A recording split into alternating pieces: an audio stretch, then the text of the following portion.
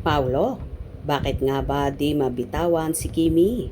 Dahil ba love team or dahil mahal na rin? I'm overheated, can hardly sleep at night, doing crazy dreaming. You're the reason why. Hiding by the baby. Sa pangatlong pagkakataon, ay may gagawing muling teleserye ang most popular love team of the year, ang mga kapamilya stars at people superstar na sina Kim Chiu at Paolo Avellino. Sa linlang serye, unang nagkasama at nagkatrabaho sina Kim at Paolo.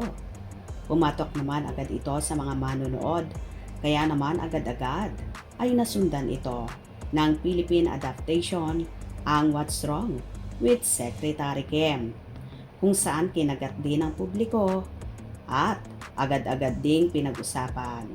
Kaya nauwi sa movie ang pagsasamang ito ng Kim Pao na pumatok at kumita rin sa takilya, ang My Love Will Make You Disappear.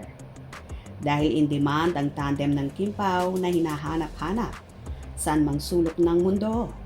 Kaya halos walang pahinga ang Kim Pao at heto nga, raratsyada na naman sila sa kanilang fourth project, ang The Alibi series, kung saan start na sila ng taping at sa Cebu nga ang location ng set nila. Halos hindi na nga nakapagpapahinga ang Kim Pao sa sunod-sunod na projects nila, na laking pasasalamat nila sa ABS-CBN at Dreamscape Entertainment sa malaking tiwala na ibinibigay sa kanila.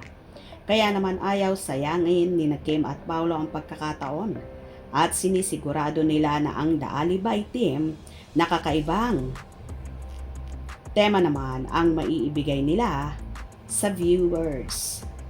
Well, certified naman ang ABS-CBN sa paggawa ng mga dekalidad at pang world class na mga proyekto na magaganda at iba't ibang atake ang ginagawa nila. Nabibigyan nila ng hustisya ang bawat karakter na ginagampanan. Lalo na sina Kim at Paolo na sa unang pagsasama ay heavy drama para sa linlang. Next naman ay rom-com na nakakakilig para sa What's Wrong with Secretary Kim at heto ulit. Ang kakaibang tema naman ang bibigyan nila ng buhay sa The Alibi. Anyway, marami mang nagtaas ng kilay at pumuputak kay Paolo sa ngayon dahil sa pag-stay niya sa love team kay Kimi. Hindi naman ito pinapansin ni Paolo at Alintana, basta tuloy lang siya sa kanyang trabaho. Alam kasi ng lahat na ayaw ng aktor nang natatali sa love team. Kaya naman inookray siya ngayon ng mga mahahaderang chismosa kung bakit daw siya tumagal sa tambalan nila ni Kimi. Bakit nga ba? Dahil ba love team sila at sunod-sunod ang proyekto nilang ginagawa?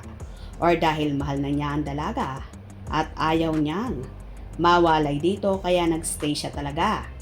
Ayaw na nga bang pakalongwalan pa ni Paolo ang actress kaya gusto niyang palaging kasama at nababantayan ang kanyang prinsesa? Dahil nga ba ito sa pagmamahal or dahil sa kitaan lang? Para sa akin at opinyon ko lang ito, hindi sakita kung bakit siya nagstay sa love team kay Kim, kundi mahal na niya ang dalaga at ayaw na niyang mawalay at mawala dito sa tabi niya. Yun lang ang short term na nakikita ko sa galawan ngayon ni Paolo kay Kimi.